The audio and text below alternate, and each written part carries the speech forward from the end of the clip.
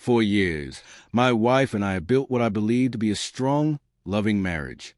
We've been together for a decade, married for 3 years, and our relationship has always felt solid, both emotionally and physically. So when she first asked me if I found any of our mutual friends attractive, I thought she was just being playful. I assured her that I only had eyes for her, but she kept pushing, insisting that she truly wanted to know. At first, I refused to answer, but after relentless prodding, I finally broke and mentioned a name. I regretted it instantly. She then asked if I would sleep with this friend if we weren't married. I told her no, but she accused me of lying. Eventually, to end the exhausting conversation, I just gave in and said, "Sure, if I wasn't in love with you, maybe." That seemed to satisfy her, and we moved on, or so I thought. In the months that followed, this friend began coming up more and more in our conversations. My wife would make comments comparing herself to her, saying she had a better body, a prettier face, or that she was more attractive in some way. Each time, I reassured her, told her she was the most beautiful woman to me, but she never seemed to believe me. I could tell something was weighing on her. Then, 3 weeks ago, she blindsided me. She offered, no, encouraged, me to sleep with his friend. I was so taken aback that I thought she was joking, but she was completely serious.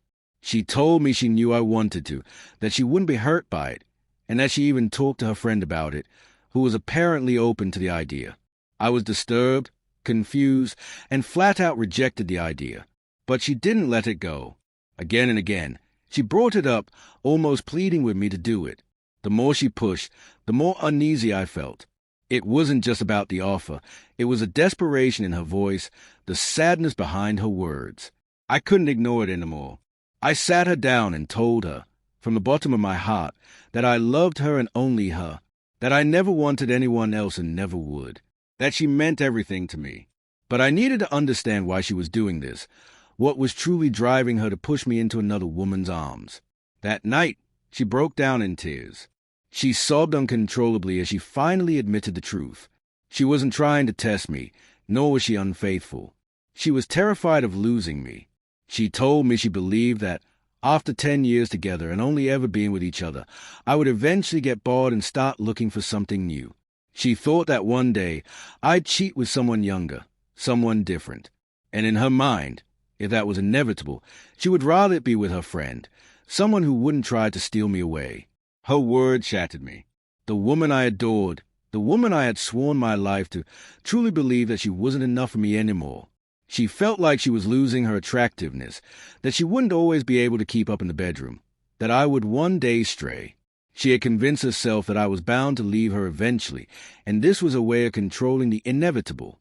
I held her as she cried, assuring her over and over that she was wrong, that she was the only one I ever wanted, that even if we never had sex again, I would still choose her every single day. I told her how beautiful she was, how incredible she was in every way, and how nothing, not time, not age, not anything, could ever change the way I felt about her. Now, we're taking steps to heal. I've encouraged her to seek therapy to work through her insecurities, and we decided to try couples counseling as well. I don't see this as a breaking point in our marriage, but rather a moment that revealed deep wounds that need healing. I love my wife, more than word can express. And if there's one thing I want her to understand, it's that she never has to be afraid of losing me, because I was always and will always be Hayes. It had been months since I moved on, stepping into a new relationship that felt healthy and stable, something I hadn't known in a long time. But then, as if summoned by some unseen force, my past came crashing back into my life. My ex, who had once told me to lose his number, suddenly appeared again, sending me long, emotional messages from his mother's Facebook account. He poured out his feelings, saying goodbye in dramatic paragraphs about how much he still loved me. I didn't respond. Instead, I stepped away for a while, trying to process everything. And in the meantime, he showed up at my house unannounced. He left behind everything I had ever given him, as if making a grand statement, a final act of closure that felt more theatrical than necessary.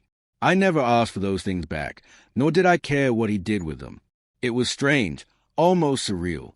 After some time, I finally messaged him, offering my own goodbye, my own piece of closure. I thought that would be the end of it. But a couple of days later, his friend called me, telling me my ex wasn't doing well. He wasn't eating, wasn't functioning properly. My heart, always too empathetic for its own good, ached a little, so I reached out just to check in. We talked, and eventually I saw him in person. He looked at me with a mixture of desperation and regret. He told me he wanted me back, that he loved me, that he was finally ready to give me the one thing I had waited almost 4 years for, a marriage proposal. I was stunned. He knew how much marriage had meant to me, how I had longed for that commitment, how I had held on to hope for so long. And now, only after I had moved on, he suddenly wanted to give me everything I had asked for. It was confusing, frustrating even. I told him he had a lot of work to do on himself, just as I did, and that maybe, if fate aligned, we could talk again in a year or two. Deep down, though, I wasn't sure I truly believed that. That answer didn't sit well with him. The moment he realized I had a new boyfriend, his entire demeanor changed. Suddenly, he was angry. He accused me of infidelity. He said I had betrayed him. I reminded him he was the one who ended things. He was the one who blocked me, told me to disappear. That didn't seem to matter to him. He became erratic, flooding my phone with heart-wrenching messages one moment, then cursing me out the next. He created fake accounts to stalk me on social media, trying to get a glimpse into my life without him. When I told him that we could possibly be friends and see where things went, he seemed hopeful. But that hope didn't last. One day, out of nowhere, he sent me a screenshot of me and my boyfriend at a party. He lost it. He started hurling insults, bombarding my phone with call after call, text after text. Then, as if that wasn't enough, he went even further. He found my boyfriend cousin's phone number and texted him, trying to stir up trouble, trying to plant doubt. The final blow came when he accused me of cheating, lying, and then threw a painful wound in my face, bringing up a past abortion, twisting it into something malicious and cruel. He fabricated messages, even went as far as making fake texts, trying to convince my boyfriend that I had secretly been seeing him. It was exhausting, heartbreaking. How could someone who had just claimed to love me so deeply turn so quickly into someone who wanted to destroy me? I won't lie. There are moments when I still think about him. Not because I want him back, but because I sometimes get lost in the what ifs. I realize now that I had romanticized the idea of what we could have been, not what we actually were. And while his actions could have easily torn my new relationship apart, my current boyfriend is different. His understanding, patient, far more than I would have been in his shoes. But this whole ordeal made one thing clear. My ex never truly changed. He didn't suddenly realize his mistakes or grow as a person. He was still the same manipulative, controlling person, just using different tactics. And even though he no longer had control over me in the same way, he still tried to pull the strings from a distance. I see that now, and I know I deserve better.